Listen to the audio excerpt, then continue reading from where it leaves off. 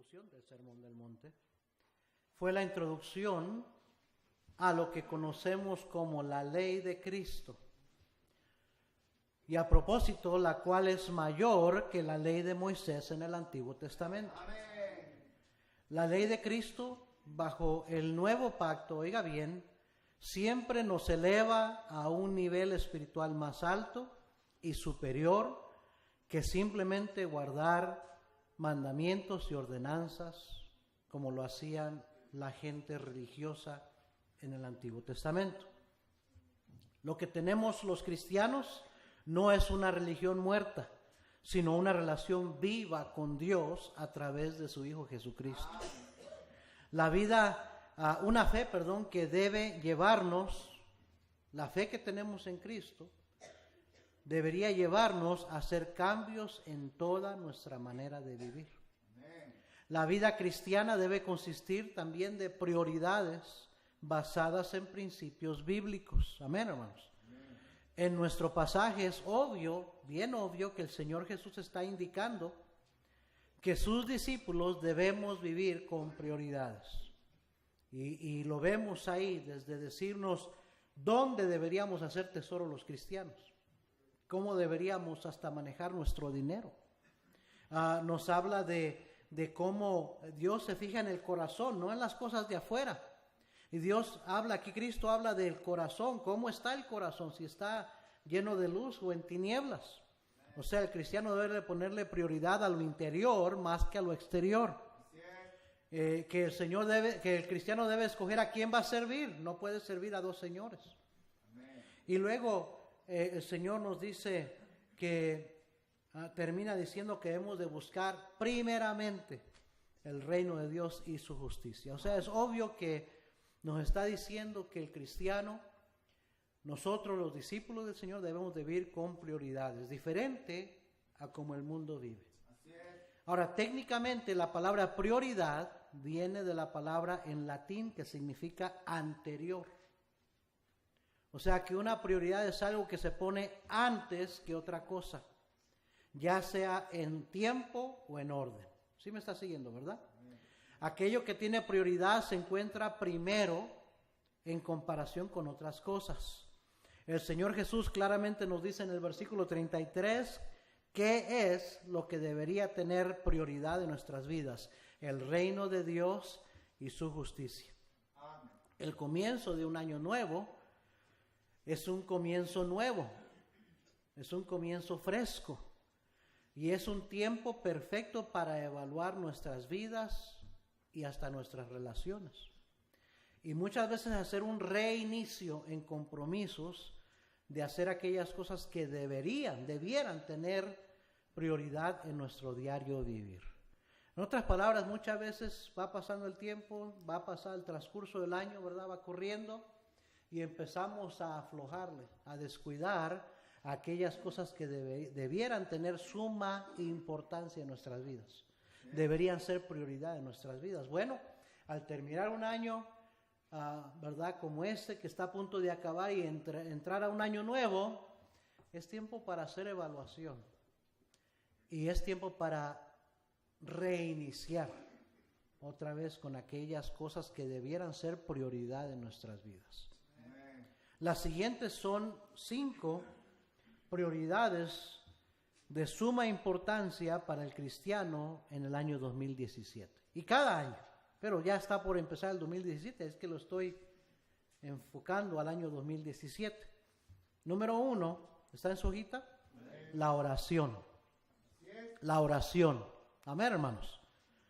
Muchas veces se fija que la oración está en primer lugar. ¿Se fija, hermano? Eso lo hice a propósito. Y no es algo que yo me inventé, debe de ser primero. Debería de ser primero. Y muchas veces es lo que más descuidamos como cristianos. Es a lo que más le aflojamos. No tenemos tiempo para orar, estamos tan ocupados que no tenemos tiempo para orar. Ninguna relación se puede edificar sin comunicación. ¿Está de acuerdo conmigo? Parejas, casados, matrimonios, cuando no hay comunicación, la relación se deteriora y puede llegar a enfriarse a tal punto donde se destruye. Amén, hermanos. Qué importante es la comunicación. Lo que tenemos no es una religión, vuelvo a repetir. Es una relación personal ¿con quién? Con Dios, a través de su Hijo Jesucristo. Cristo dijo, el que me conoce a mí, conoce al Padre. Entonces necesitamos tener una relación íntima, estrecha con Jesucristo, y al hacer eso tendremos una relación íntima, estrecha con Dios. Cercana pues con Dios. Y una relación tiene que ver con comunicación. Es una comunicación entre dos personas. Dios es una persona. Dios no es una fuerza, un poder, es una persona. Es nuestro Padre Celestial. Como cristianos podemos decir esto. Cuando el Señor Jesús enseñó a sus discípulos a orar, dijo, vosotros pues oraréis así: Padre nuestro que estás en los cielos. El cristiano es hijo de Dios y se puede dirigir a Dios como su Padre Celestial. Y entonces, ¿cómo se va a edificar una relación si no hay oración? Orar es hablar con Dios. Amén, hermanos. Antes de intentar cualquier otra meta o proyecto este año nuevo, está la necesidad de orar.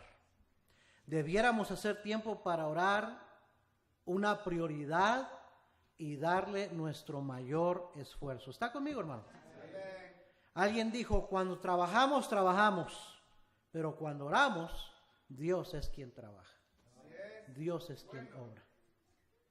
Y necesitamos preguntarnos, como cristianos, ¿queremos ser autosuficientes y nosotros hacerlo todo en nuestras fuerzas?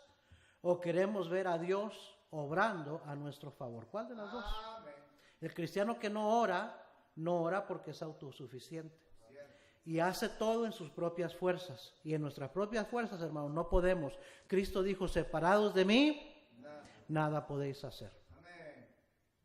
Y el cristiano que ora es el cristiano que depende en el Señor. Y es el que depende en las fuerzas del Señor. Pablo dijo, cuando soy débil, es que soy fuerte. Amén, hermanos.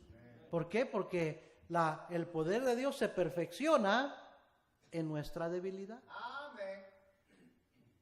Alguien dijo, el cristiano más fuerte, por lo tanto, es aquel que más dobla rodillas y ora. El más débil es aquel que piensa que no necesita orar. Ese es el más débil. Pablo dijo, todo lo puedo, no dijo yo, todo lo puedo en Cristo que me fortalece. Podemos citar esos versículos y decir amén y lo que sea, que lo creemos, pero si no oramos realmente no lo creemos y no estamos dependiendo del Señor. Amén, hermanos. Mire Mateo 6:25, lo que está diciendo el Señor Jesús aquí. Por tanto os digo, no os afanéis por vuestra vida, qué habéis de comer o qué habéis de beber, ni por vuestro cuerpo, qué habéis de vestir. ¿No es la vida más que el alimento y el cuerpo más que el vestido? Mirad las aves del cielo, que no siembran ni ciegan ni recogen en graneros, y vuestro Padre Celestial las alimenta. ¿No valéis vosotros mucho más que ellas? ¿Y quién de vosotros podrá, por mucho que se afane, añadir a su estatura un codo?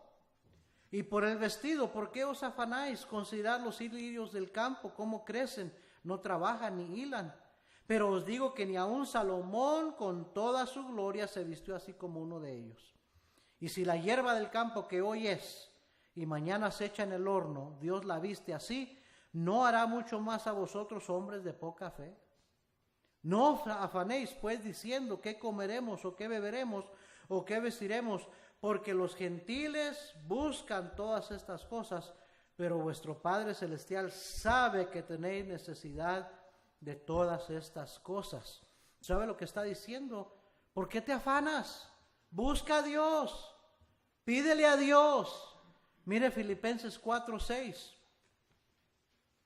El mundo, hermano, está lleno de afán, está la gente bien afanada. Cada día la gente vive más afanada, más estresada. No hay contentamiento, no hay satisfacción, hay un montón de estrés. La gente habla mucho del estrés, anda bien estresada. Hasta están teniendo ataques de pánico, de lo estresados y afanados que andan. Porque las cosas nunca se van poniendo mejor, siempre se van poniendo peor. Las cosas no se van poniendo más fácil, se va poniendo más difícil.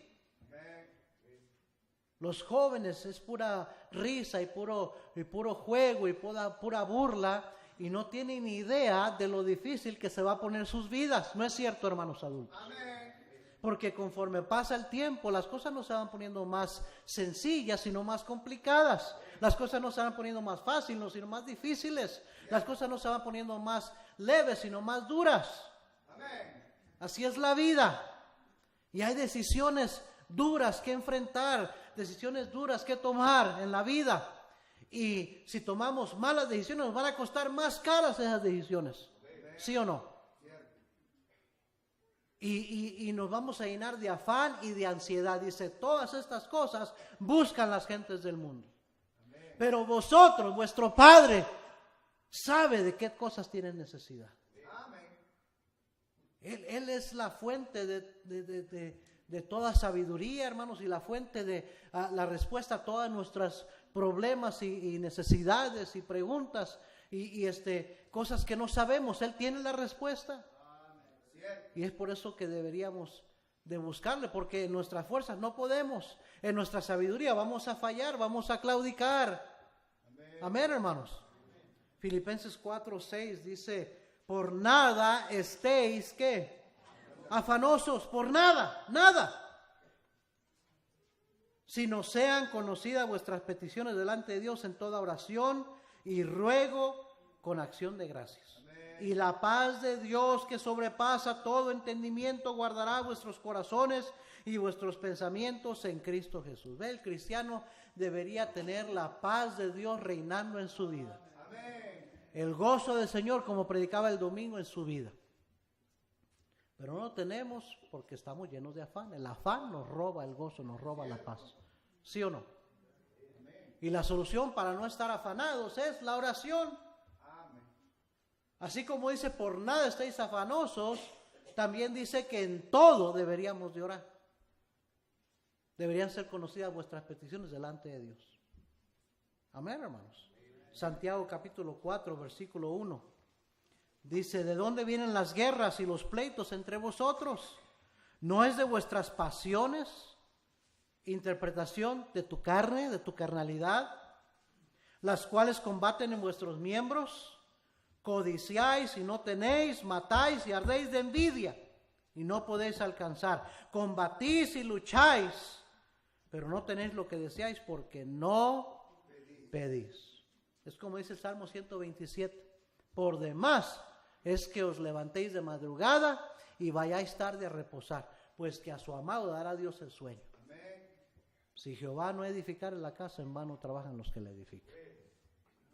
Si no estás dependiendo de Dios, si no estás orando, si no estás trayendo tus peticiones delante del Señor, confiando en el Señor, estás combatiendo y luchando y afanándote en vano. Dios va a bendecir a su amado. ¿Sabe quién es su amado? El que tiene comunión con Él, el que habla con Dios, el que ora. Amén, hermanos. Andamos afanados buscando la solución aquí y allá, la respuesta aquí y allá a nuestros problemas, la que se mitiguen nuestras necesidades aquí y allá, cuando el Señor tiene todo, Él sabe todo lo que necesitamos y Él tiene la respuesta a todo. Dice la Biblia que todo lo hizo hermoso en su tiempo. Pero no oramos. No oramos. ¿Cuánto tiempo pasa usted orando diariamente? Por semana. Al mes.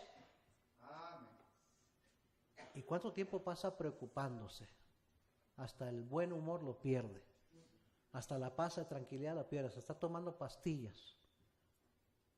Anda de un genio de 1000 demonios muchas veces porque anda pensando en cómo le va a hacer. Quejándose todo el tiempo.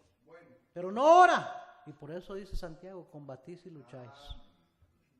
Pero no tenéis, porque simple y sencillamente no pedís. Dejen de estar riéndose y platicando y pongan atención. Hermanos, esto es cosa seria. Esta debería ser una prioridad de suma importancia para nosotros en el año nuevo. Si usted le ha aflojado en su oración, reinicie haciendo un tiempo para orar. diariamente. Hágalo una prioridad comenzando el primer día del año. Amén, hermanos. Gracias a Dios que es el Dios de la segunda oportunidad. No, usted va a ser una de dos clases de cristianos. El que ora diariamente para fortalecerse en el Señor, confiando en el Señor, y el que ora nada más cuando llega la crisis, cuando viene la necesidad. Esa es la clase de cristiano que hay. Nada más dos tipos de cristianos. Algunos tienen tremenda oración cuando están pasando por pruebas. Y sabe, a lo mejor por eso es que cada rato tiene pruebas. Porque Dios se las manda para probar su fe. Porque la Biblia dice eso. Para trabajar en su fe. ¿Y sabe cómo se trabaja la fe? Orando.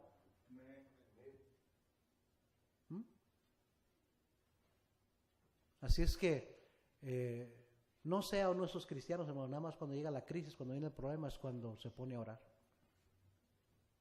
Ora al Señor, dice la Biblia, orar sin cesar.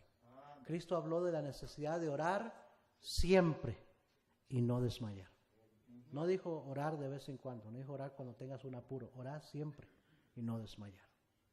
Amén, hermanos. Amén. Primera prioridad, orar, oración. Yo sé que tiene muchas cosas que quiere lograr este año, todas las tenemos, pero esto debería ser número uno en su lista, antes que cualquier otra cosa. Orar. Amén, hermanos. Amén. Número 2, las escrituras.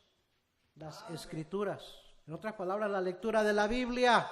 Amén. Santiago 1, versículo 2. Hermanos míos, tened por sumo gozo cuando os halléis en diversas pruebas, sabiendo que la prueba de vuestra fe produce paciencia.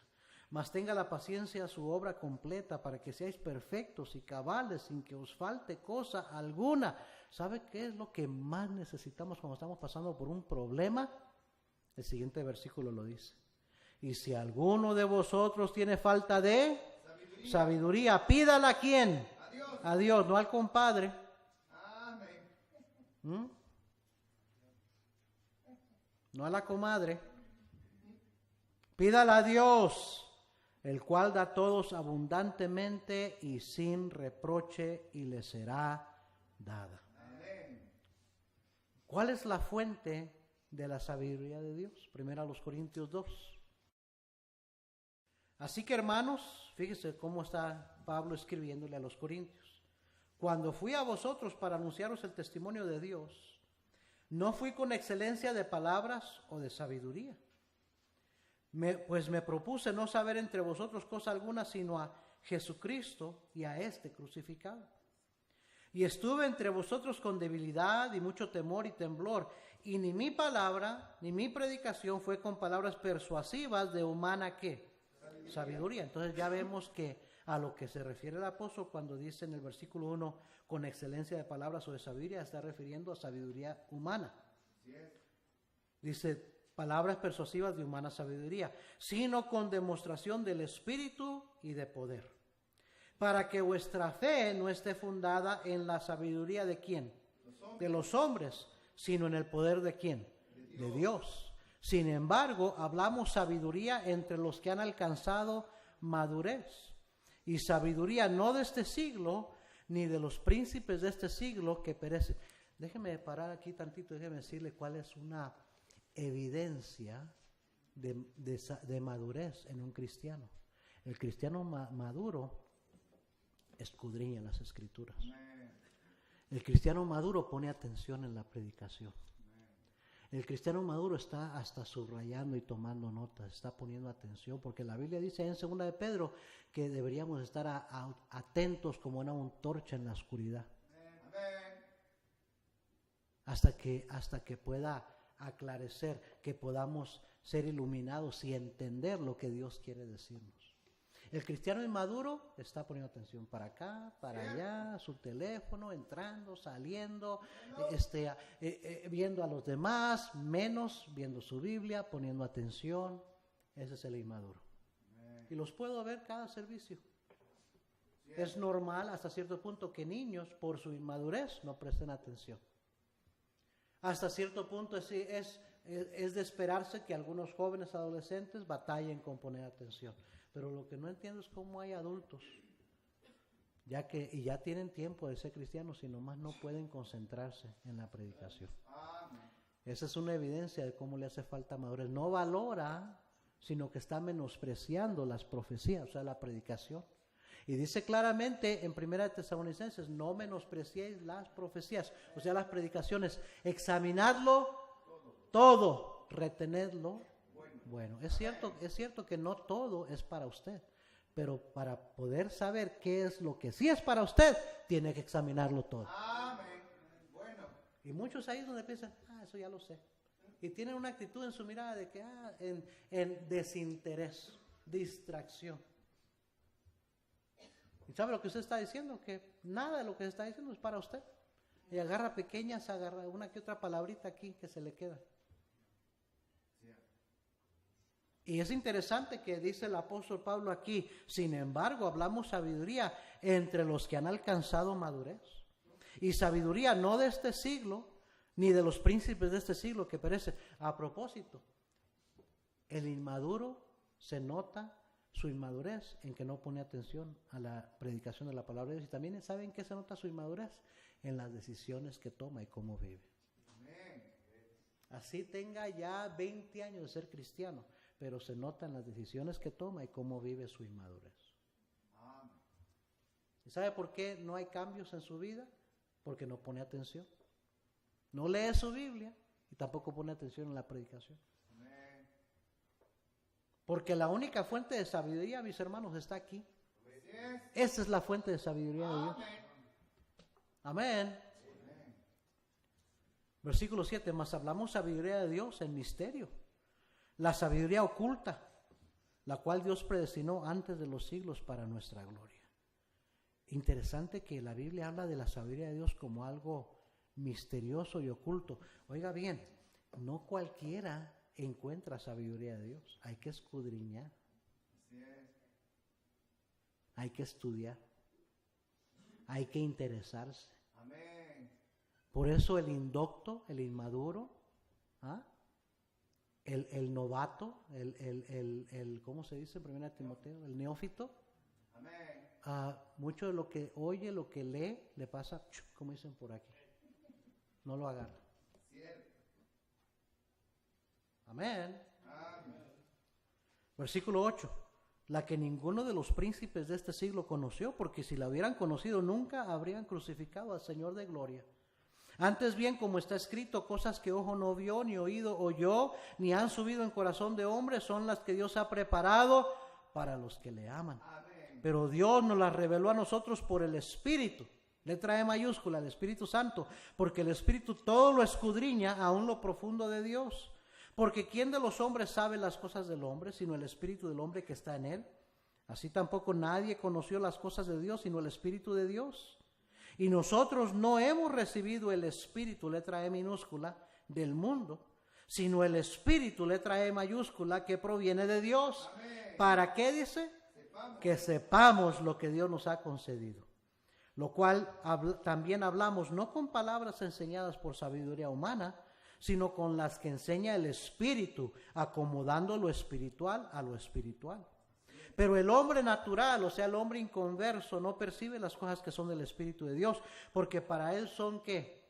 Locura. Y no las puede entender porque se han de discernir espiritualmente. En cambio, el espiritual, o sea, el cristiano con discernimiento espiritual, juzga todas las cosas o comprende, entiende todas las cosas, pero él no es juzgado, no es entendido de nadie. Por eso otros cristianos inmaduros no entienden al maduro. Cristianos inmaduros carnales critican al cristiano piadoso, espiritual, que toma sabias decisiones, lo critican, no lo entienden. Parientes inconversos juzgan a cristianos que están tratando de hacer la voluntad de Dios porque no lo entienden. Pero es que el cristiano espiritual ha entendido todas las cosas, lo que Dios quiere en su vida. Eso es lo que está diciendo ese versículo. Versículo 16, porque ¿quién conoció la mente del Señor? ¡Wow! ¡Qué pregunta! ¿Quién conoció la mente del Señor? ¿Se imagina? El Señor tiene una mente infinita. Infinita quiere decir que no tiene no tiene fin, hermanos, es profunda, profunda, inescrutables las profundidades de la sabiduría de Dios, dice la Biblia. Así es. Su mente es infinita y usted y yo tenemos una mente finita, limitada. Y dice, ¿quién conoció la mente del Señor? ¿Quién le instruirá? Y luego dice esto el apóstol Pablo, mas nosotros tenemos la mente de Cristo. Amén. ¿Usted se ha puesto a pensar qué quiere decir ese versículo? ¿Cuál es la mente de Cristo? Aquí está la mente de Cristo. Amén. Esta es la mente de Cristo, porque Cristo es el verbo, la palabra hecha carne. Bueno. Esto es Cristo, hermanos. La palabra eterna de Dios se hizo carne y habitó entre nosotros y vimos su gloria, gloria como dijo el unigénito del Padre, lleno de gracia y de verdad. Amén. Por eso Cristo dijo, santifícalos en tu verdad, tu palabra es verdad. Y luego dijo, y conoceréis la verdad y la verdad os hará libres. Y luego Cristo dijo, yo soy el camino y la verdad y la vida. Nadie viene al Padre sino por mí. Él es la palabra. Si usted se mete, por eso Cristo dijo, escudriñar las Escrituras, porque a vosotros os parece que en ellas tenéis la vida eterna y ellas son las que dan testimonio de mí. Amén. Amén, hermanos. No solo eso, 1 Corintios 1, 22 y 24 dice, porque los judíos piden señales y los griegos buscan sabiduría, pero nosotros predicamos a Cristo crucificado, para los judíos ciertamente tropezadero y para los gentiles locura, mas para los llamados, así judíos como griegos, Cristo, poder de Dios y sabiduría de Dios. Amén. Esto es la fuente de sabiduría. Es Cristo, su palabra. Así es. Es la sabiduría de Dios. Amén, hermanos. Entre más escudriña usted las Escrituras, más va a conocer a Cristo, más va a tener sabiduría de Dios en su vida. Sabiduría no es lo mismo que inteligencia, que conocimiento. Usted puede ir a la escuela y aprender mucho conocimiento, pero sabiduría es saber qué hacer con el conocimiento que tiene. Amén. Y es por eso que hay gente que están bien preparados, bien estudiados y toman decisiones tontas. Y tienen terribles fracasos en su vida y todo su conocimiento para nada les sirve. Por eso dice la Biblia que queriendo ser sabios se hicieron necios. Amén. Los hombres. Amén, hermanos. Bueno. Letra A. La palabra de Dios es necesaria para tener dirección en su vida, en la vida. Salmo 119, 105 dice, lámpara es a mis pies tu palabra y lumbrera a mi camino. Usted quiere no desviarse, no salirse de la voluntad de Dios, del camino que debe de andar. Estudie la palabra de Dios, lea la palabra de Dios, escuche predicación de la palabra de Dios y usted se va a mantener en el camino recto. Letra B, la palabra de Dios es necesaria para mantener un corazón limpio y una vida santa.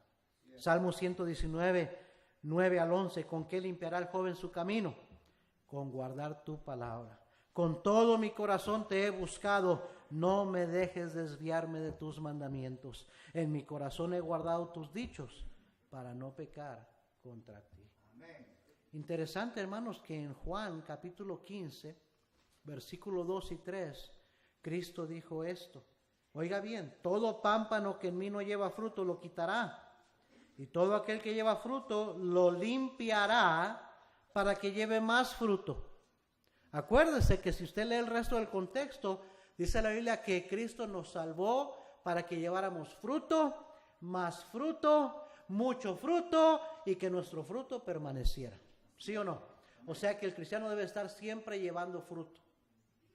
Amén. Allá en 2 de Pedro dice que si esas cosas que debemos estar añadiendo a nuestra fe están en nosotros, que no nos dejará estar ociosos y sin fruto.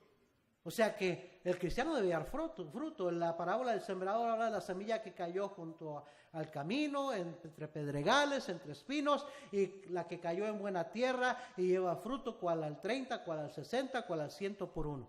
Y esa es la semilla, el terreno que deberíamos ser usted y yo, buena tierra. Que la semilla queda en buen terreno en su corazón y produce fruto en su vida. Cierto. Y dice la Biblia que para poder llevar más fruto, muchas veces necesitamos ser limpiados. Y dice, ya vosotros estáis limpios por la palabra que os he hablado. Amén. Cristo le está hablando a sus discípulos de permanecer en Él y Él en ellos para que lleven fruto en sus vidas. ¿Sí o no? Hermanos, quizás la razón que no vemos más fruto es porque no se ha limpiado el árbol. Todo arbolito para que lleve más fruto tiene que ser podado. Así es. ¿Sí o no? Amén. Y muchas veces, no es interesante que Cristo dijo en Mateo 7:18, no puede el buen árbol dar malos frutos, ni el árbol malo dar frutos buenos. Y en ese mismo pasaje dice, por su fruto los conoceréis. Amén. Y muchos hermanos cristianos, en vez de estar, mírenme aquí, en vez de estar avanzando, creciendo, viendo fruto, han dejado de llevar fruto en su vida. ¿No será porque hay cosas en su corazón que no se han limpiado? Amén. Bueno. Hay cosas ahí en su vida que no se han podado, por eso es que no lleva fruto. ¿Ah? Quizás la razón que no veo más fruto es porque no se ha limpiado el árbol. No se ha limpiado, no hay un corazón limpio. El mal árbol no puede llevar buen fruto, así como el buen árbol no puede llevar mal fruto. Amén. Estamos hablando de más almas salvas. Estamos hablando de su clase dominical o clase bíblica crecer, hermano maestro. Bueno. De sus ministerios ver fruto. Amén. ¿Ah? Digo, yo no sé qué estamos pensando. ¿Qué es fruto? Fruto es estar produciendo. Un árbol frutal produce fruto. Amén. Y si no está produciendo fruto, ¿qué dijo Cristo de la higuera? Que no producía fruto, está inutilizando el campo. Córtenla. ¿Sí o no dijo eso? ¿Para qué inutiliza? El Señor nos llamó para ser útiles, para llevar fruto. Pero para que un árbol pueda llevar fruto, tiene que podarse lo malo. Amén. ¿Sabe qué es lo que usa Dios para limpiarnos? Su palabra. Amén. ¿Ah? Bueno. Usted está batallando con pensamientos incorrectos, perversidades, odio, rencor, cosas, avaricia. Esas cosas, hermano, el jabón, el agente limpiador de todo eso es la palabra de Dios. Amén. ¿Con qué limpiará el joven su camino? Con guardar tu palabra. Cierto. La razón que batalla usted para tener una mente limpia, un corazón limpio, es porque no está leyendo la palabra de Dios. Amén. Es que Dios es luz y no hay ninguna tinieblas en él. Esto es luz, la palabra de Dios es luz y es vida. Cierto. Y si estamos andando, por eso dijo el Señor allá en nuestro pasaje, dice, la lámpara del cuerpo es el ojo. Así que si tu ojo es bueno, todo tu cuerpo estará lleno de luz. Pero si tu ojo es maligno, todo tu cuerpo estará en tinieblas. Así que si la luz en ti, que en ti hay es tinieblas, ¿cuántas no serán las mismas tinieblas? Muchas veces cristianos batallan tanto con cosas que no deben tener en su mente, en su corazón, simple y sencillamente porque no es tiempo para leer la Biblia. Amén. Estás batallando con odio, con desánimo, con rencor, con tramando cosas chuecas, con pornografía, cosas pervertidas. Amén. Y batalla, dice, no puedo quitarme estos pensamientos de mi mente, como los tengo ahí. Lee la Biblia. Lee la Biblia, pasa tiempo en oración y lee la Biblia, verás cómo el Señor empieza a limpiar tu mente y tu corazón. Amén, hermanos. Y verá que el resultado es más fruto. Así es. Se empieza a ver fruto. La palabra de Dios es, letra C, el fundamento para una vida y hogar estable. Ya no lo vamos a leer, pero usted sabe cómo termina el Señor su sermón del monte hablando del hombre, de los dos hombres con dos cimientos. Y dice que el hombre que edifica su casa sobre la roca, sobre el buen cimiento, es aquel que oye la palabra y la hace. Y el que no, el que edifica sobre la arena, es aquel que oye pero no hace. Ahí es que el leer la palabra, escuchar la palabra y ponerla en práctica, hermanos, va a determinar si su vida y su hogar están estables o si está en arenas movedizas. Si está colgando de un hilito. Míreme aquí, hermano. Familias en nuestra iglesia que parecía que estaban firmes. No están tan firmes. Y algunos que comenzaron el año pasado aquí con nosotros ya no están. Y no les está yendo muy bien.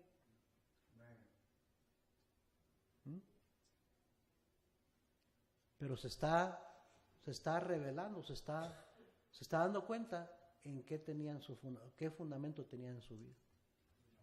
Muchos cristianos, especialmente hermanos que tienen tiempo en las cosas del Señor, a veces me sorprenden los comentarios tontos, estúpidos que ponen en Facebook y en Instagram, fotos que ponen de sí mismos, hermanos y hermanas ahí.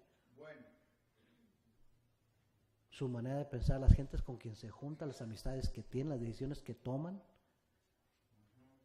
Y uno se da cuenta que realmente es pura payasada, puro juego, su cristianismo es puro juego.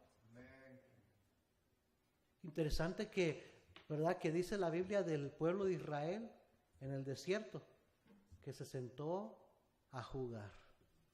Usa esa palabra. Un juego.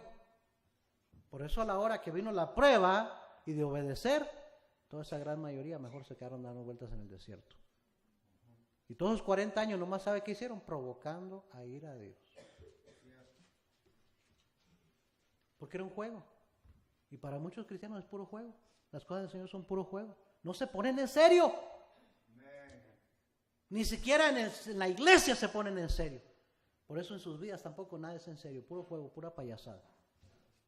Pura burla, puro cotorreo, pura diversión. No toman las cosas de Dios en serio, ni su propia vida.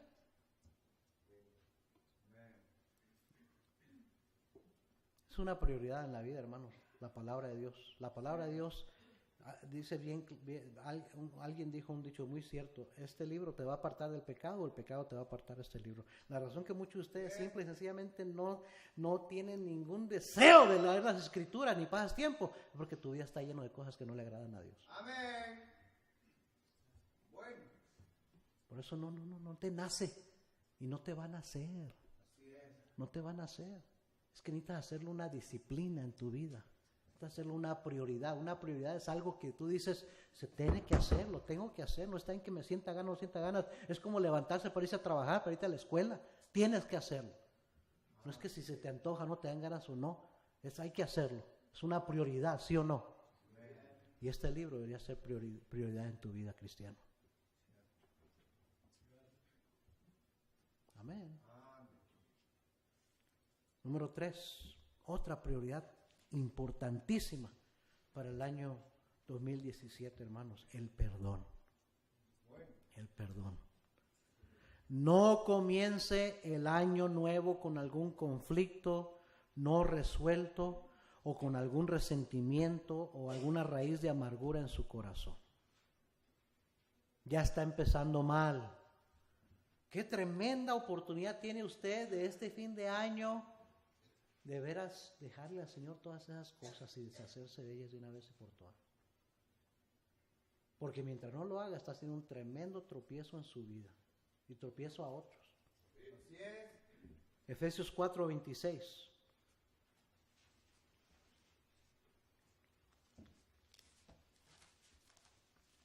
Sobre toda cosa guardada, guarda tu corazón, porque de él mana la vida. Muchos cristianos no guardan su corazón, no cuidan su corazón. Pablo dijo, no golpeo mi cuerpo y lo trato en servidumbre, no sea que habiendo sido heraldo de otros, yo mismo venga a ser eliminado, por no cuidar lo más importante. Amén, hermanos. Amén. Efesios 4, versículo 26 dice, airaos, pero no pequéis, no se ponga el sol sobre vuestro enojo, ni deis lugar ¿a quién? Al diablo. Muchos cristianos tienen al diablo bien metido en sus mentes, en sus corazones. No que te va a poseer, pero su influencia ahí la tienes. La enemistad y los pleitos y los celos y las contiendas y la ira y la amargura es derechito del infierno, hermano. Esa sabiduría no proviene de lo alto, sino de abajo, terrenal, animal, diabólica. Bien clarito lo dice la Biblia. Si tenéis celos amargos y contienda en vuestro corazón, ¿sí o no? Versículo 30 No contristéis al Espíritu Santo de Dios, con el cual fuisteis sellados para el día de la redención. Este es el problema. El Espíritu Santo es una persona. Es la tercera persona de la Trinidad. Es Dios, su Espíritu morando en nosotros. Y dice la Biblia que puede ser contristado. También dice que puede ser apagado. Y entienda esto, que el Espíritu Santo es lo único bueno que habita dentro de usted. Usted no es bueno, usted y yo no somos buenos por naturaleza, somos malos, somos pecadores, salvos por gracia, sí, pero somos pecadores.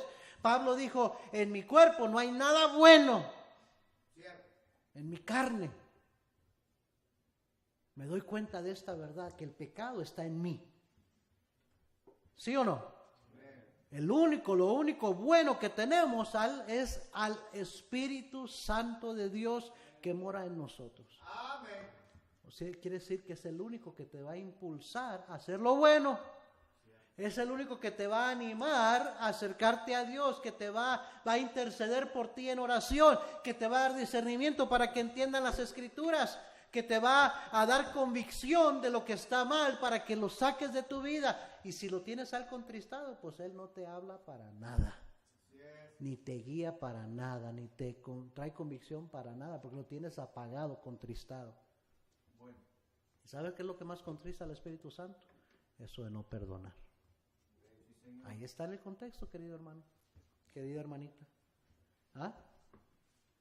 No contristéis al Espíritu Santo de Dios, con el cual fuisteis sellados para el día de la redención. Versículo 31. Quítense de vosotros toda amargura, enojo, ira, gritería y maledicencia y toda malicia. Antes sed benignos unos con otros, misericordiosos, perdonándoos unos a otros, como Dios también os perdonó a vosotros en Cristo.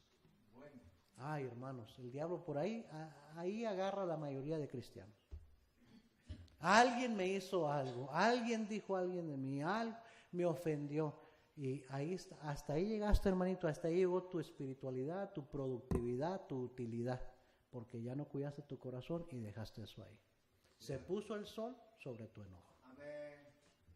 Y por eso vives apagado, no llevas fruto en tu vida, y en vez de ser de ánimo para otros, eres desánimo para otros, eres tropiezo a otros, contaminas a otros con esa actitud que traes.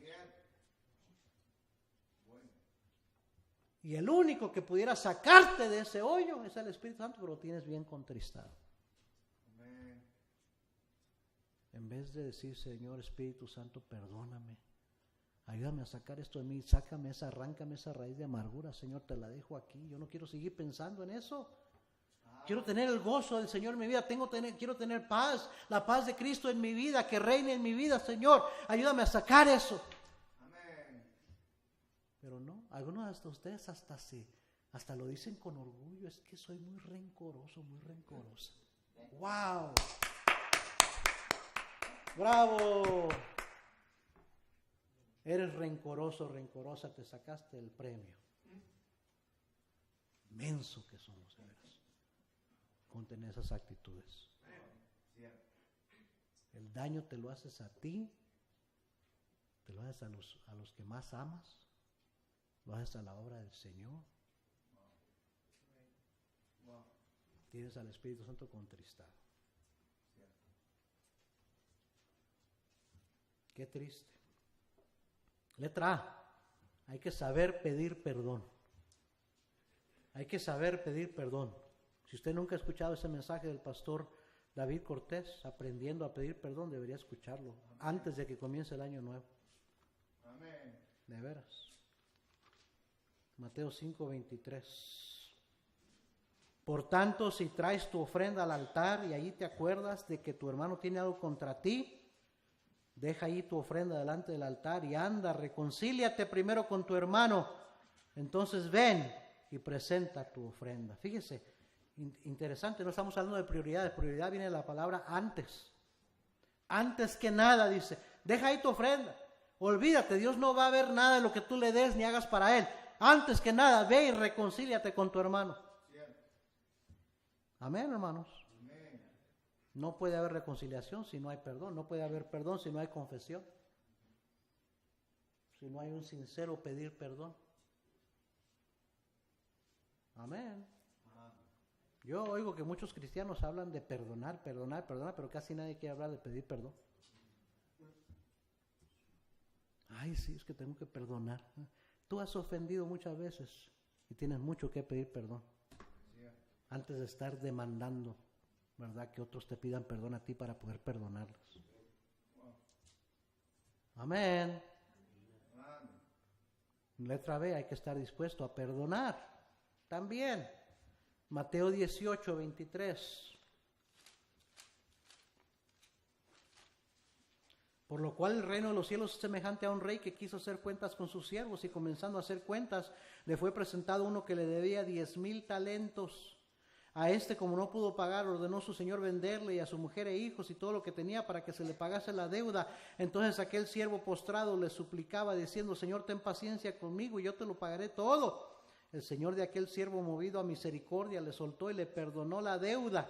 Pero saliendo aquel siervo halló a uno de sus consiervos que le debía 100 denarios y haciendo de él le ahogaba diciendo: págame lo que me debes. Entonces su consiervo, postrándose a sus pies, le rogaba diciendo: ten paciencia conmigo y yo te lo pagaré todo. Mas él no quiso, sino fue y le echó en la cárcel hasta que pagase la deuda.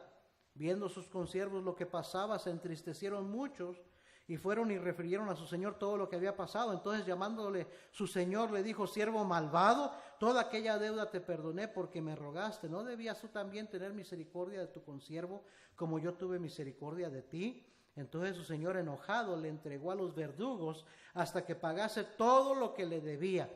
Así también mi Padre Celestial hará con vosotros si no perdonáis de todo corazón cada uno a su hermano sus ofensas. Es obvio, agarre bien, que el Señor usa esta parábola y luego la aplica a cada uno de nosotros y dice: así tú también. Yo no sé si usted puede, es importante en las parábolas identificar quién es uno en esa parábola. ¿Me está siguiendo? Ahora entendemos que el Señor es Jesucristo, es Dios. Amén.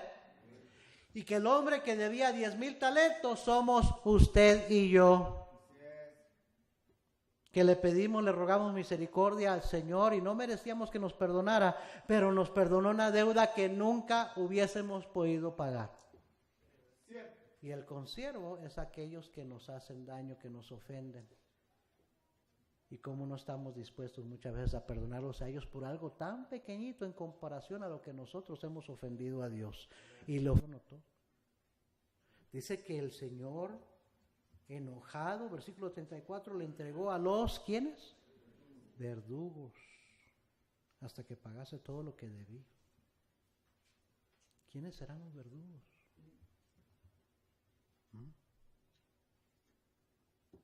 Pues ya, yo no sé, francamente. Pero le voy a decir una cosa, que un verdugo es alguien que atormenta.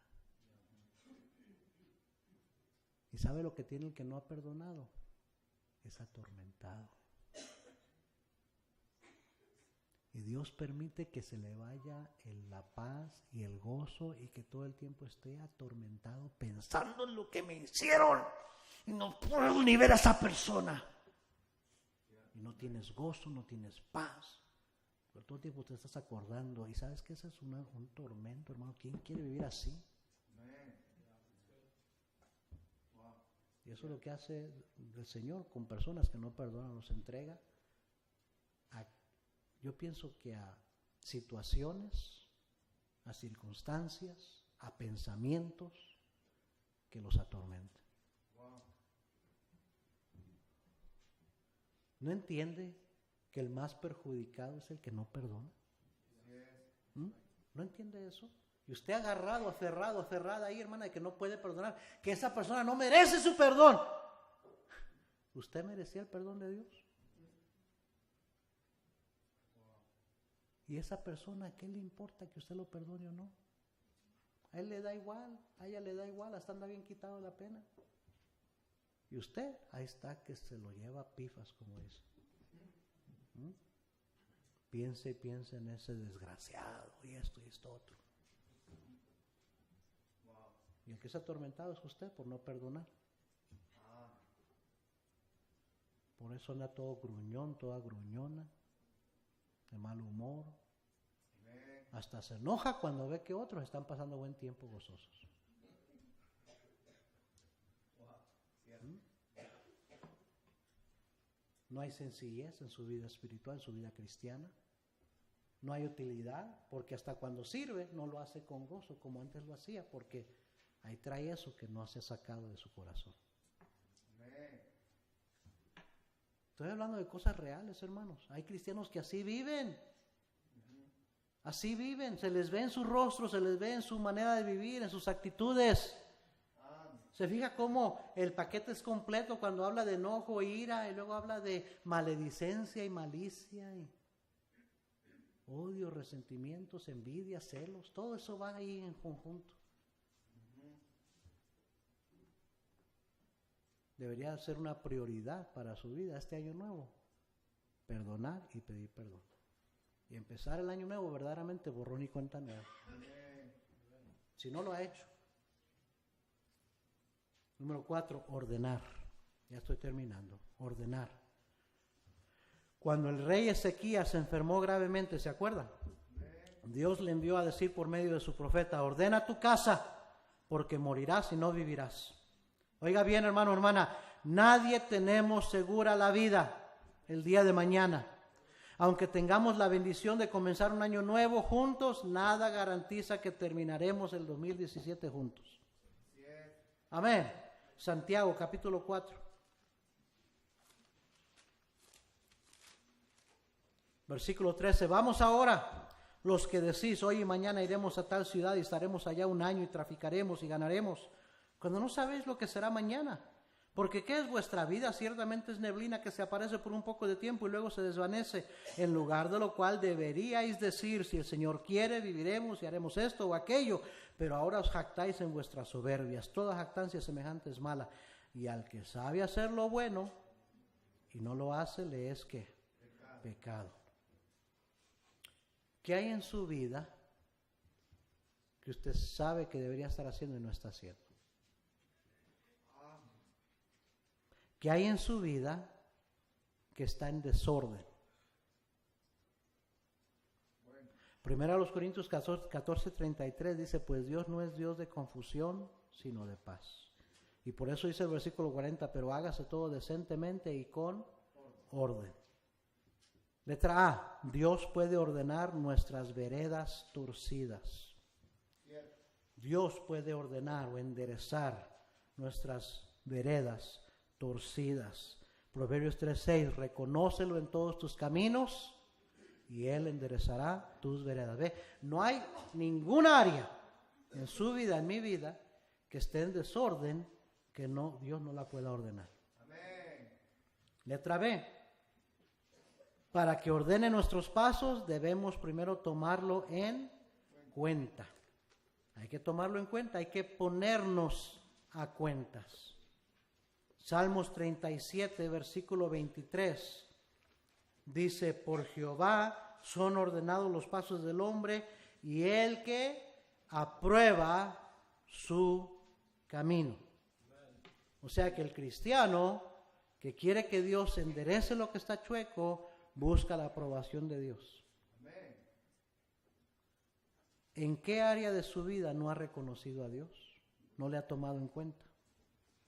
Él no puede ayudarnos ni a enderezar ninguna área en las cuales no le hemos tomado en cuenta. Póngase a pensar, las áreas que usted ha logrado tener victoria y cambiar en su vida es porque en esas áreas usted le reconoció. Y las áreas que no, es porque en esas áreas no es porque Él no pueda, porque Él no cambia, es porque usted no le ha reconocido. Y por eso no las ha podido enderezar. No porque en realidad no pueda, es que usted no lo deja, no le reconoce, no le toma en cuenta. O sea que somos selectivos, nomás en ciertas áreas sí, Señor, le damos unas cosas, y en otras áreas no, eso no. Eso todavía quiero seguir así. Amén. Es otra prioridad para el año 2017, hermano, ordenar lo que está desordenado. Amén. Ordenar nuestras vidas, áreas de nuestra vida que están mal. ordenarlas. Número 5, para terminar, otra prioridad importantísima para el cristiano es crecer. Crecer. Segunda de Pedro 3:18. ¿Alguien se acuerda cómo comienza? ¿Cuál es la primera palabra? Antes. Bien. Antes bien. ¿Se acuerda lo que es prioridad? Algo que se pone anterior. Antes bien, creced en la gracia y el conocimiento de nuestro Señor Jesucristo. A Él sea la gloria por los siglos de los siglos. Amén. Amén, hermanos. Oiga bien, el crecimiento espiritual personal debería de ser una prioridad.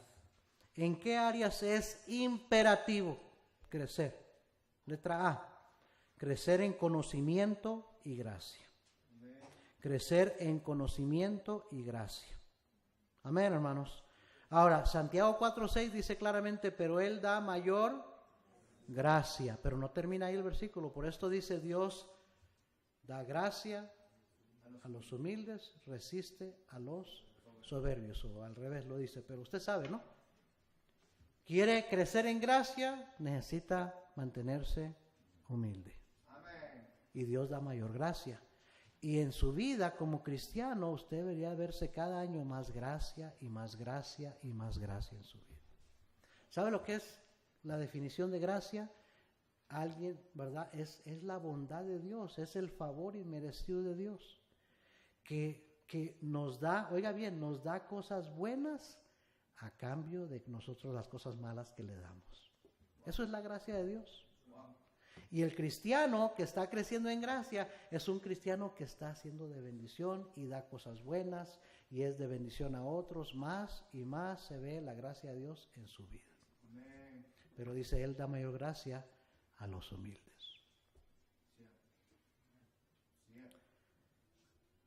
Y 1 Corintios 3:18 dice claramente, si alguno quiere ser sabio, hágase ignorante para que llegue a ser sabio. O sea, si queremos crecer en conocimiento, tenemos que tener una actitud de, no sé, Señor, enséñame. Algunos de ustedes ahí están atorados, ya lo sabes todo. Ya sabes. Por eso vienes a la iglesia con una actitud de que, ¿qué me va a enseñar el pastor? No es que te va a enseñar el pastor, que te va a enseñar la palabra de Dios, tonto.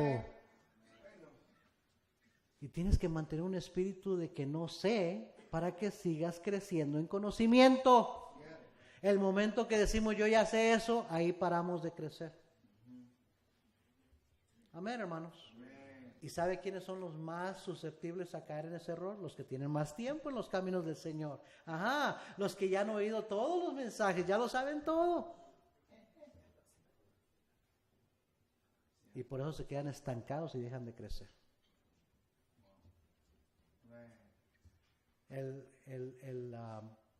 No sé qué predicador era que dijo esto, pero dijo, todos los hombres son mis maestros. Todos. Spurgeon fue. Todos los hombres son mis maestros. Tengo algo que aprender de todos. Amén. Esa es la actitud correcta, hermano. Letra B. Crecer en nuestro servicio. ¿En qué áreas debemos de crecer? En nuestro conocimiento y en la gracia de Dios en nuestra vida. Segundo, en nuestro servicio. 1 Corintios 15:58 dice, déjeme, no quiero parafrasearlo. Dice, así que hermanos míos amados, estad firmes y constantes, creciendo en la obra del Señor siempre, sabiendo que vuestro trabajo en el Señor no es en vano. O sea que deberíamos estar siempre creciendo en nuestro servicio. Quiere decir que yo debería estar siempre buscando cómo servir más al Señor. No cómo hacer menos, cómo hacer más. ¿Sabe también que ese es otro error en el que caen hermanos que tienen más tiempo? Dicen, que los más nuevos lo hagan. Yo ya serví mucho. Que otros lo hagan. Y ya dejan de ser los que levantan la mano, son los que dejan de ser los que dicen, heme aquí. Amén. Y en vez de estar abundando, creciendo en nuestro trabajo, en nuestra obra, estamos menguando, estamos dando pasos para atrás. Ojalá que este año nuevo, hermano, sea una prioridad para usted servir más.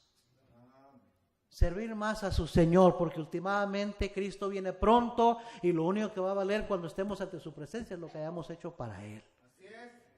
Oh, some of you, I feel so sorry for you. No, ustedes, you're so busy. Están tan ocupado que ya no puedes servir al Señor. Because you're too busy. Y cuando llegas al Señor, vas a tener las manos vacías, porque todo eso que estabas tan ocupado haciendo no te va a contar para nada. Y lo más importante, lo que debió ser prioridad, lo dejaste a un lado. Fuiste como Marta, que estaba tan afanada con tantas cosas y dejó la buena parte. Se la dejó a María, la mejor parte. Amén. Bueno, yo sé que a algunos estoy hablándole a la pared, pero está bien. Está bien. Triste.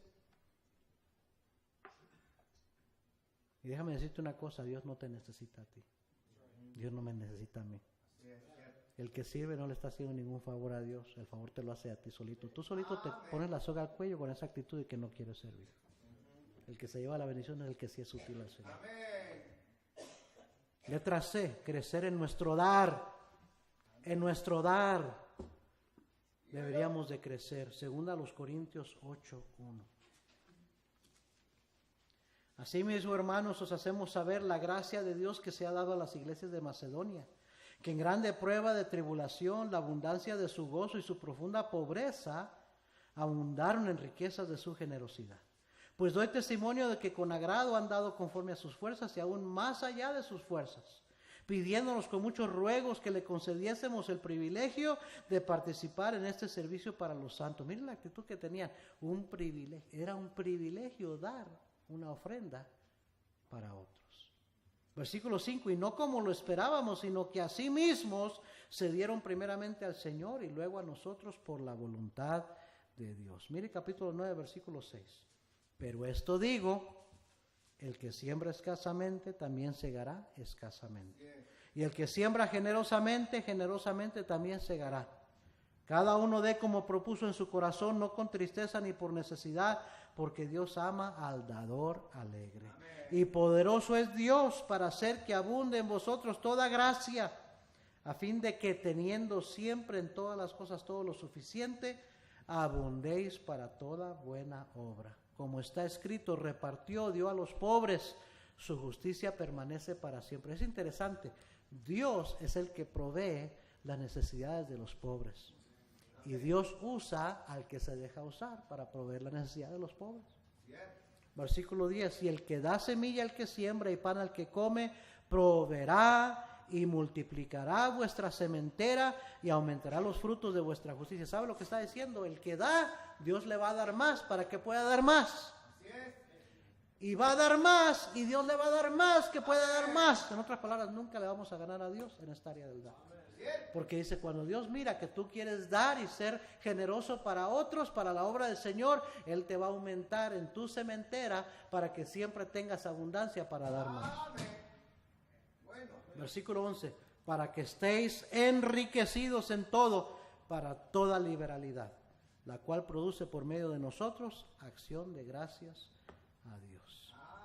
No estoy predicando el evangelio de prosperidad, pero tampoco podemos ignorar que dice la Biblia en Lucas 6:38, dad y se os dará. No dice se os dará para que deis, dice dad y se os dará. Amén. ¿Sí o no? Malaquías 3:10 todavía dice, probadme ahora en esto. La última vez que chequeé no ha cambiado. Probadme ahora en esto, dice Jehová de los ejércitos, y no abriré las ventanas de los cielos y derramaré sobre vosotros bendición hasta que sobreabunde.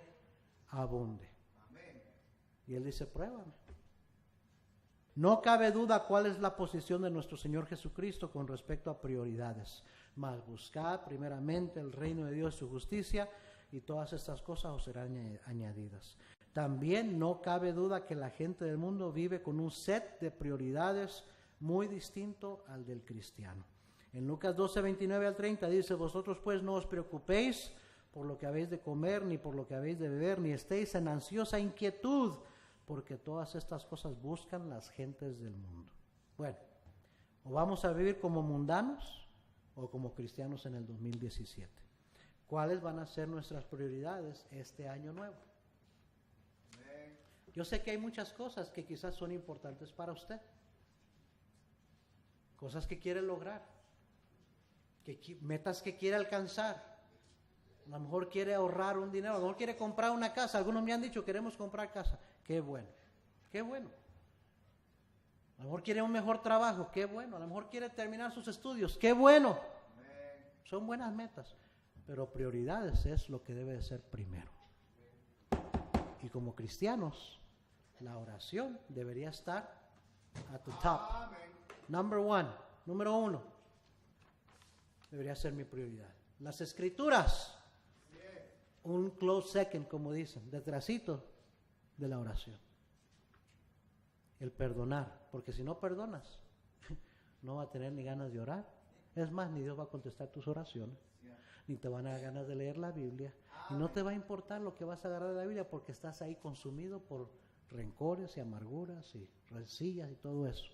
De nada, o sea, no vas a sacarle provecho a la palabra de Dios si traes ahí cosas que no has perdonado, conflictos que no has arreglado. Ordenar. Muchas veces Dios no nos puede bendecir porque hay un montón de cosas desordenadas en nuestras vidas que deberíamos empezar a ordenar este año nuevo. Amén. Y crecer. Debería ser una prioridad crecer espiritualmente. Porque le digo una cosa, hermano, si crece espiritualmente, muchas de las otras cosas que usted necesita y quiere lograr, el Señor se va a encargar de ellas. Si usted se preocupa por lo que